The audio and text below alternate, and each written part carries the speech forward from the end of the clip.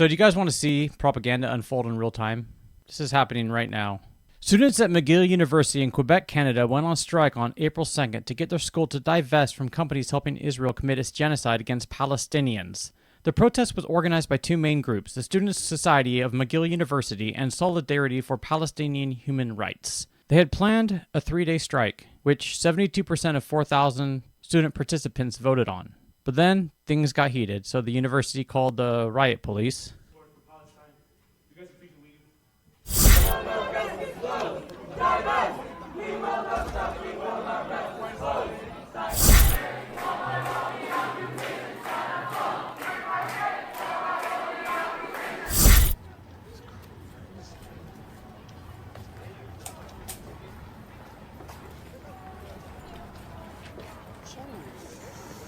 So there are some reports of vandalism, some windows were broken, and spray paint was used to vandalize some buildings. However, so far, no arrests have been made, and there's no definitive evidence linking the students to all the damaged property. It's also very likely that anti-free speech activists exploited the opportunity to damage property in order to spread false information and vilify the students. Here's a video of a student very suspiciously acting way too emotional about wanting to attend class.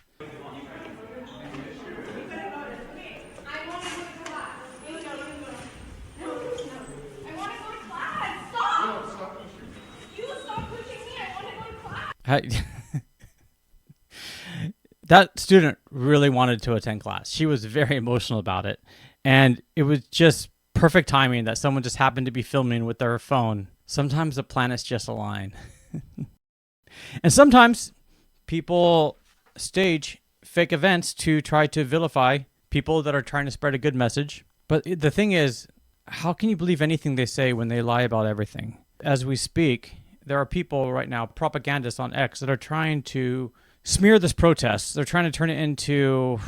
I'm going to go through some of these X posts, and you guys can see how crazy these people are. I removed the names of the accounts because I don't want to give them credit because they suck, but they're literally insane, and it's super entertaining to read crazy people gibberish. Breaking. A standoff is occurring at McGill University after Islamists attempted to violently take over a campus building.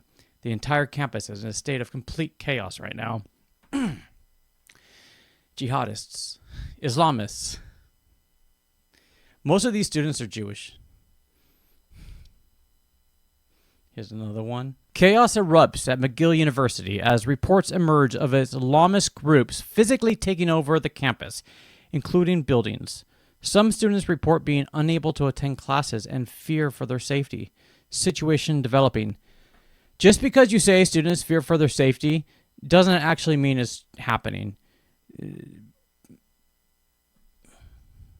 Let's look at some more. Breaking. McGill University has descended into complete chaos as Islamists have begun physically taking over the campus, including buildings. Riot police have started moving in as students are unable to get to class and fear for their safety. It's like the same groups are sending out text messages telling propagandists on X what to post. This is a systematic effort to destroy free speech.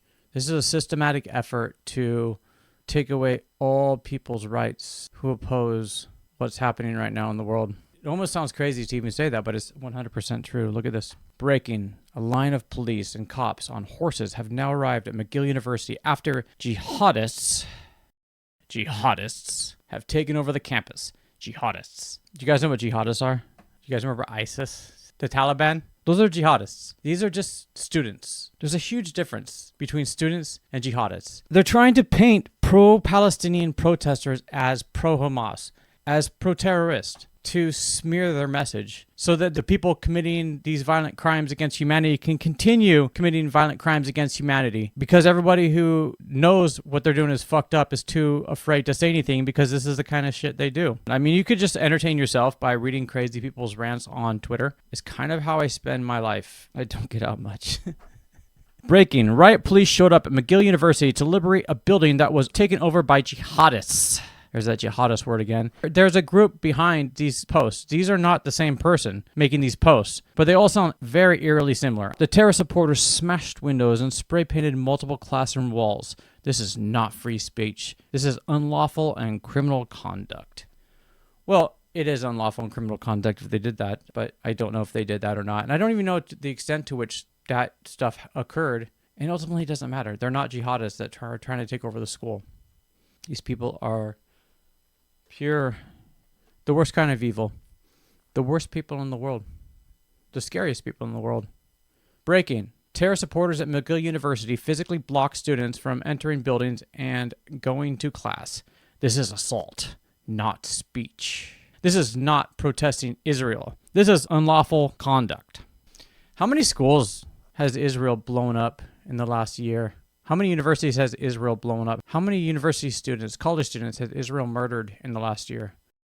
I don't even know. I'm sure there's an exact number. I could ask Grok. How many universities has Israel blown up in the last year? Question mark. 12.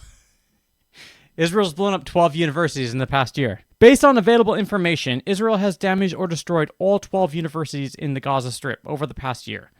12 universities.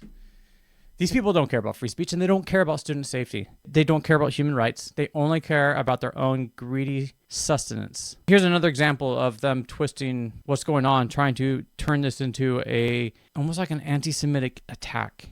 The other day, there were students at another university that chained themselves to the gate. And today, this was on X. Documenting Jew hatred on campus. This is Columbia University. The original 4 students who chained their hands to the gate near the chapel earlier today. Their names are Aaron Dardick, Shay Orland Leacher, Tally Beckwith Cohen. It turns out all 3 of these students are Jewish. So, go figure. Anyways, that's all we have for today. You guys have a great day.